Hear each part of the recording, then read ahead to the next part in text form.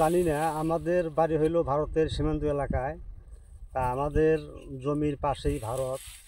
তা আমরা জানি যে ভারতের বিএসএফ আমাদের জায়গা বা ৬২ কিলোমিটার জায়গা যে দখল করছে ভারতের বিএসএফ, এটা আমরা জানি না, বা এটা অসত্য, এটা সত্য নয়, এটা মিথ্যে কথা, বুঝছেন? তো সেটাই, আমরা যেহেতু ভারতের কাছেই থাকি, ভারতের 0 পয়েন্ট এলাকায় থাকি বা 0 পয়েন্টে থাকি, আমরা জানি যে ভারতের বিএসএফ এগুলা দখল করে না, এটা মিথ্যা কথা। সে মিথ্যা এগুলা ছড়াই দিয়ে আমাদেরকে বিভ্রান্ত করতে হবে। আমাদের ক্যাম্পের বিডিআর, বর্ডার গার্ড সবসময় আমাদের এখানে আসে বা সবসময় যাতায়াত করে, দেখে এগুলা।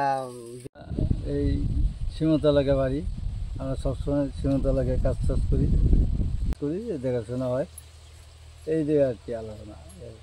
কোন জায়গায় দখল করা দিকে আমাদের বলে নেই। রহিম, আমার নাম মোহাম্মদ আসরুদ্দিন। আমি মোগলহাট খেওয়ার হাটের ইজারদার। আমরা যেটা ভারতের গজব শুনতেছি, ওটা পরিপূর্ণ সমস্ত মিথ্যা। ওটা নিয়ে আমার গজব নিয়ে আমার কান দেওয়া যাবে না। আমাদের বাংলাদেশে যে বর্ডার গার্ড আছে, বিজিবি, এরা যখন আমাদের সরকারি বেতন খায়, এরা সহজ ইচ্ছায় বাংলাদেশের 1% সম্পত্তি ওরা ভারতকে ইচ্ছা করিয়ে দেওয়ার মতন ওরা মানবে না। ওরা সব সময় টহল 8 দিন 24 ঘন্টা সীমান্তয় চলাফেরা করতেছে। আমাদের বাংলাদেশে যত জমি জমা আছে, আবাস সাবাদ আছে সীমান্তয়, আমাদের বাংলাদেশের জনগণ যায় সীমান্ত আবাস কৃষি শোধ করতেছে, আনতেছে। কোনো এটা সমস্যা নাই, সমস্যা আল্লাহ রকম হবারও নয়।